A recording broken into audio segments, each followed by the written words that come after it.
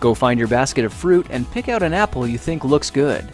Now, using a sharp cutting knife, carefully cut the apple at a slight diagonal so that it slices right through the center of the apple core. While we're here, let's save 2 of the seeds because we'll be needing them later. Now that we've got our 2 halves, let's take the side that still has the bottom attached and place it face down on a cutting board. We'll need to place 2 butter knives perpendicular with the top and bottom of the apple.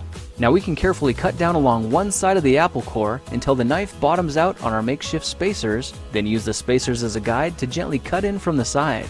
When the 2 cuts meet, you'll have an apple wedge that pops right out. And while we're here, let's cut a piece from the other side the same way. Now our goal with these is to cut out 3 more L-shaped wedges about a 1/4 inch thick. And this time, rather than cutting in sideways toward your fingers, try turning the piece over so you can cut downward and meet the first cut at the bottom. Now with a little wiggle, a new apple wedge should break free. If you repeat the process 2 more times, then stagger the pieces back together, the effect is a beautifully layered wing. Now just cut the other piece the same way and your swan's body should look like this.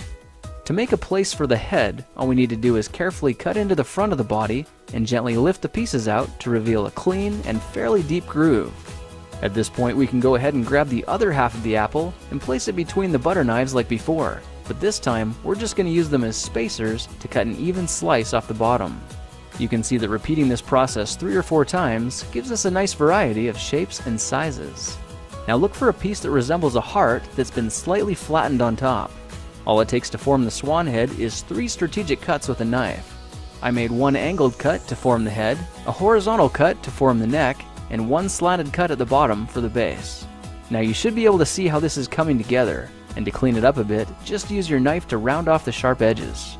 All that's left now is to place the apple seeds where you think the eyes should go, then use the side of a butter knife to press them firmly into position.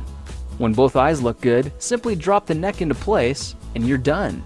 You've just created a beautiful and decorative apple swan. I spritzed mine with a bit of lemon juice to help prevent it from turning brown, then put it on display to show off for our dinner guests later that night. If you try using different apples, you'll get a nice contrast of colors, and every bird will look a little bit different. Well, now you know how to take any ordinary apple and turn it into a decorative and edible apple swan. If you like this project, perhaps you'll like some of my others. Check them out at thekingofrandom.com.